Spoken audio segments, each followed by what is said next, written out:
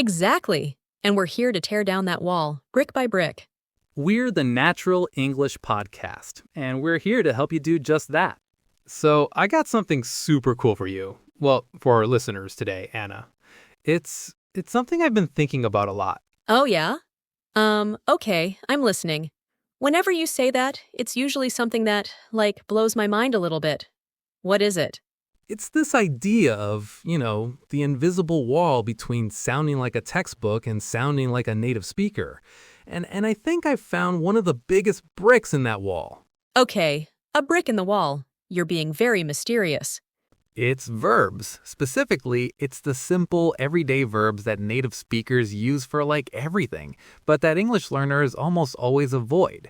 They go for the more correct sounding verb, Right. Okay, I think I know what you mean. Like using obtain instead of something simpler. Exactly. So today on the Natural English Podcast, that's what we're diving into. The common, everyday verbs that will make you sound way more natural. I love this. So, where do we start? What's the first one, the biggest offender? Okay, so the number one, the absolute king of all of these verbs is get. Get. Okay, it seems so simple. It is, and that's the beauty of it. It's like the Swiss Army knife of English verbs. Learners, they'll say, I received a package. A native speaker, 99% of the time, they'll just say, I got a package. Mm-hmm. That's true. Receive does sound very formal. I'd only use it in, maybe a business email. Right, and it's not just receiving. Think about understanding. A learner might say, I understand your point, but we would just say, I get it, or I got you. Oh, okay. Yeah. I get it is so common, it's almost like a reflex. Totally. And then there's arriving. What time did you arrive at the station? No, we say, what time did you get to the station? It also means to become, like it's getting dark instead of it is becoming dark. Wow. So just in that, you've covered, receiving, understanding, arriving, and becoming. All with one little word. And that's not even getting into the phrasal verbs. Get up, get over, get along with, get away with. It's endless.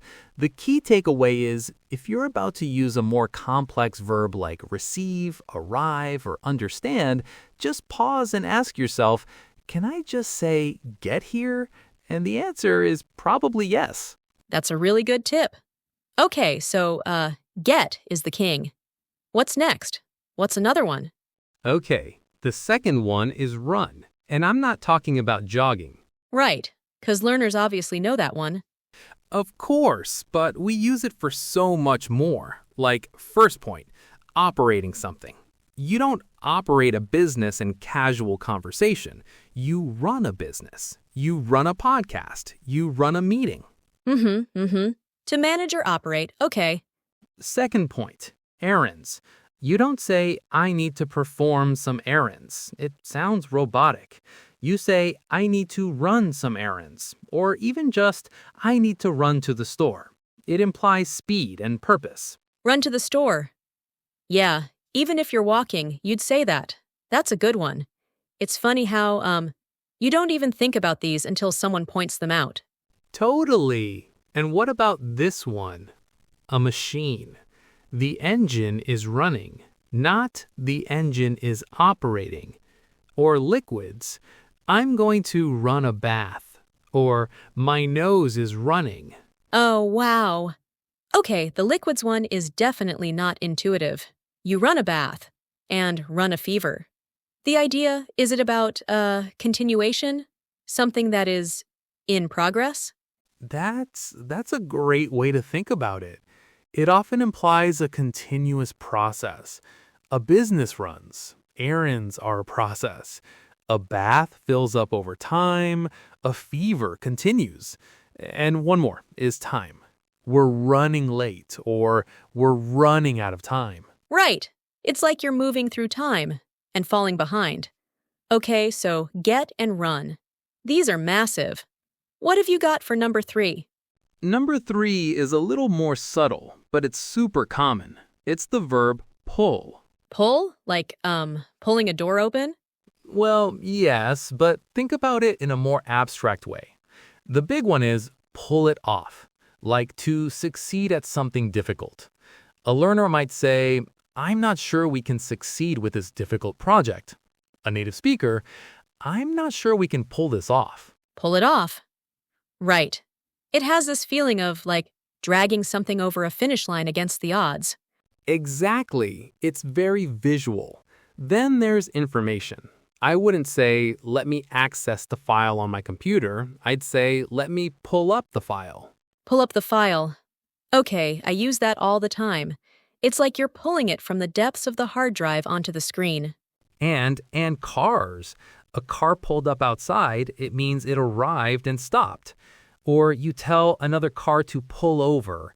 These are so ingrained, you don't even think of pull as the root verb, you just know the phrase. Wow, that's a good point. Pull over is its own concept. And you also, you can pull a muscle, right? Absolutely. You don't say, I have strained my muscle, unless you're a doctor writing a report. You just say, I pulled my hamstring. It's simple, it's direct, and it's what everyone says. This is fascinating. It's like a whole secret vocabulary hidden in plain sight. What's the next one? This is like a masterclass.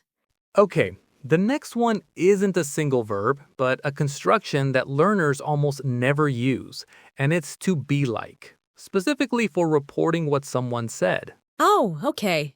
You mean instead of he said or she said? Precisely. In a textbook, he learned, John said, I am going to the store. In real life, especially in any informal context, you're so much more likely to hear, so John was like, I'm gonna go to the store. Right. He was like, or I was like, it's definitely seen as very informal, maybe even for younger people. It started that way, but now it's everywhere. People of all ages use it. It's not just for direct quotes either. It's also for paraphrasing or describing a reaction.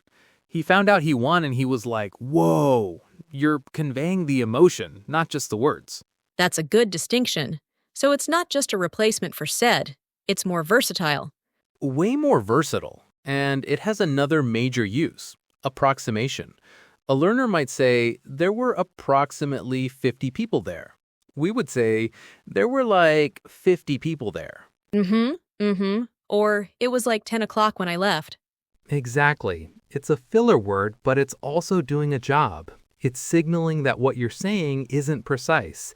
It's absolutely essential for sounding natural in a casual chat. Using approximately all the time makes you sound like a robot. Okay, so for any learners listening to us on the Natural English podcast, don't be afraid of be like. It's not incorrect, it's just a different register. It's conversational. It's the definition of conversational. Okay, last one. This is more of a category. It's choosing a simple phrasal verb over a single, more formal verb. Right. This is the big scary topic for a lot of people. Phrasal verbs. It is, but it's where the most natural-sounding language lives. For example, why say postpone the meeting when you can say put off the meeting? Why say I need to investigate this issue when you can say I need to look into this? Look into it. Yeah, and, discover versus find out. I discovered the truth sounds like you're in a movie. I found out the truth is what a real person would say. 100%. Or tolerate versus put up with. Nobody says, I can't tolerate his behavior. We say, I can't put up with him anymore. It's more emotional, more direct. So the advice here is, what? To actively try to learn the phrasal verb equivalent for those more Latin-based formal verbs? Yes, when you learn a new formal verb, like to postpone, make it a habit to also look up and learn its common phrasal verb partner, to put off. Because in 90% of real spoken conversations, that's the one we're going to use. We're also going to talk about phrasal verbs with go in a minute, which will be super helpful. Number 6 is go. And again, we're not talking about moving from one place to another. We're talking about the dozens of other ways we use it. This is so useful. So let's do a quick recap. The 5 keys to sounding more like a native speaker with your verbs. Okay, I'm ready. This is so valuable. Let's do another one. What's number 6? Number 6 is go. And again, we're not talking about moving from one place to another. We're talking about the dozens of other ways we use it. First point, embrace the power of get. Use it for receiving, arriving, understanding, becoming, pretty much anything. Second was run, not just for exercise, but for running a business, running errands, running a bath, and running late. Right. Third, use pull for more than just physical action. Pull something off, pull up a file, pull over in a car. Number 4 was the construction to be like, for, quoting people informally, and for making approximations. And the last one, number 5, was to actively choose the simple common phrasal verb, like put off or look into, over its more formal single word equivalent. This is genuinely one of the most practical episodes we've done, I think.